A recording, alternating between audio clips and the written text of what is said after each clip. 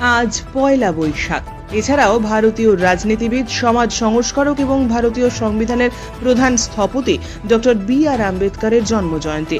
সেই উপলক্ষে আজ সম্মানের সঙ্গে পালিত হল বাবা সাহেব আম্বেদকরের জন্মজয়ন্তী।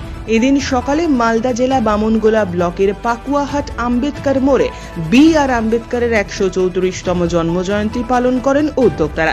এদিন প্রথমে ডাক্তার বি.আর. আম্বেদকরের মূর্তিতে মাল্যদান করে শ্রদ্ধা জ্ঞাপন করা হয়।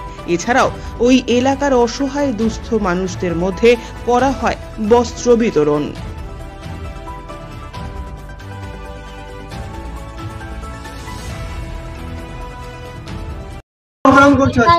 আজকে করছি বাবা সাহেব আম্বেদকরের জন্মদিন পালন করছি। এখানে বিনয় বাদল দীনেশ বিপ্লবী সংঘ করছে, তার সঙ্গে আরো অনেকে ইনভলভ রয়েছে।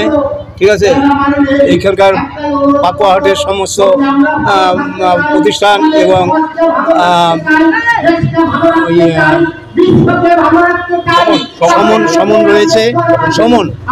সমন রয়েছে।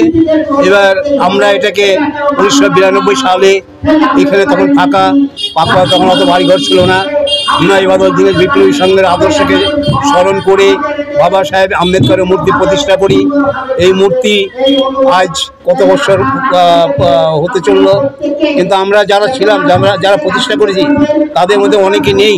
আমরা এখনো জনা চারপাশে আছি, এখনো আমরা এই প্রতিষ্ঠানটাকে চালিয়ে যাচ্ছি। এখন প্রতিষ্ঠানটা আরো উন্নত, আরো ডেভেলপ হয়েছে। আশা করি পাকুয়াবাসীর সবার সহযোগিতা সহানুভূতি পেলে আরো এটাকে ডেভেলপ, আরো উন্নত করতে পারবো।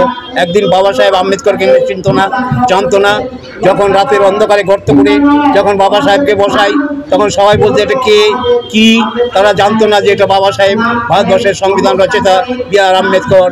উনি এত বড় একজন সংবিধান রচয়িতা, তাকে চিনাতে অনেককে আমাকে ডেকে আনতে হতো, বলতে হতো, বোঝাতে হতো। কুলি, মজদুর, শ্রমিক এদেরকে টেনে টুনে যেখানে তোমরা আসো, ঐক্যবদ্ধ হও। এই সংবিধান উনি রচনা করেছেন। এই সংবিধান দেশ পরিচালিত হচ্ছে, থানা, পুলিশ, প্রশাসন, কোর্ট, তার এই সংবিধান আজ প্রযোজ্য হচ্ছে। এইভাবেই এখানে বাবা সাহেব আম্বেদকরকে আজকে তুলে ধরতে পেরেছি। আজকে সবাই জানছে যে এটা বাবা সাহেব আম্বেদকর একটা মোড়। এখানে যখন পূর্ণমূর্তি আমরা প্রতিষ্ঠা করি,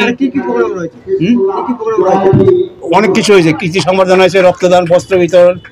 হ্যাঁ, 92 সাল থেকে কৃষি সংবর্ধনা, ওয়েস্ট বেঙ্গলের কৃষি সংবর্ধনা, রক্তদান, বস্ত্র বিতরণ, আরো অনেক রকম আইটেম, ফুটবল, ক্যারাটে ফ্যারাটে সব এভরিথিংস করেছি আমরা। আমার নাম ষষ্ঠী সরকার।